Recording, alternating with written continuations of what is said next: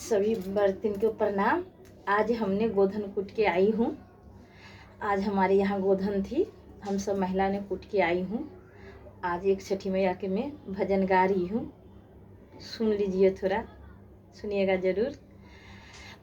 ऊंची मंदिरबा हो दीनानाथा, नीचे दुआर। ऊंची मंदिरबा हो दीनानाथा, नीचे दुआर। गोबरी लावी गेलिए हो दीनानाथा, गैया हो बाथान।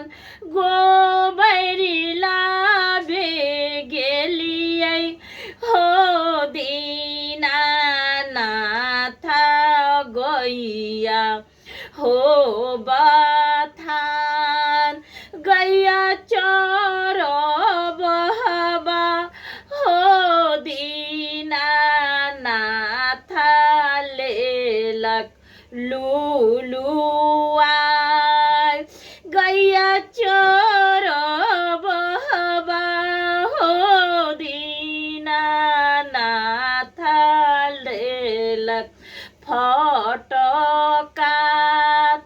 हटले राहु हटले गे बाजिन, हमर गैया होए तैबाज।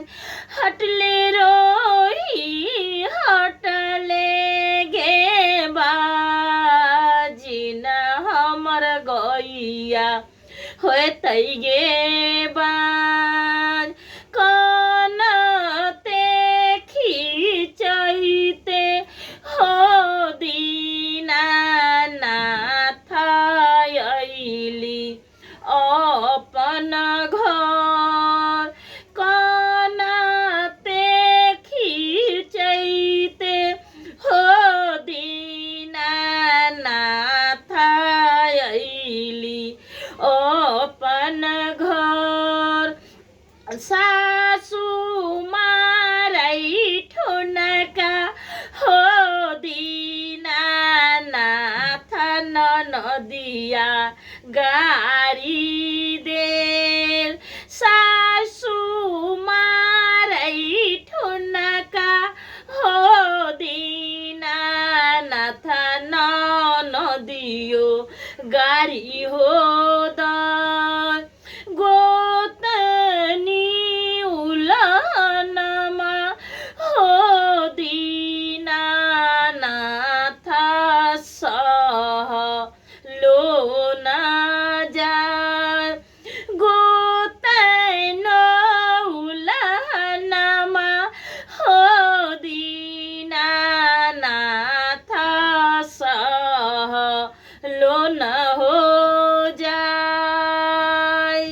चुपे राहु चुपे हे बरतीन,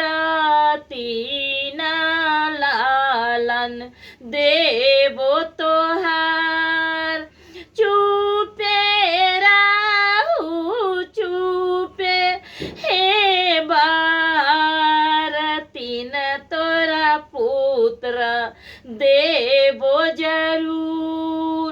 सासू जी के गरिया गे बाजिन, जमुनमा दही बहाय। सासू जी के गरिया गे बाजिन, जमुनमा दही बहाय। ननदो के गरिया गे बाजिन, संदेशबा लही बनाय।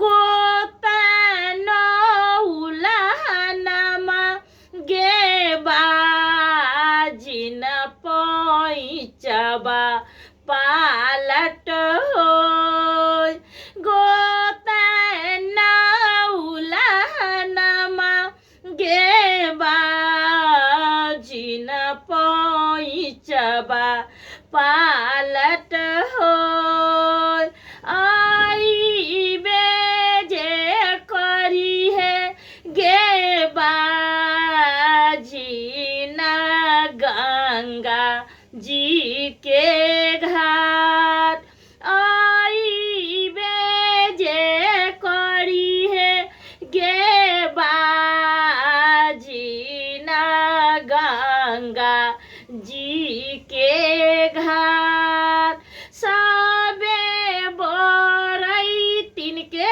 करी है गे बाजिन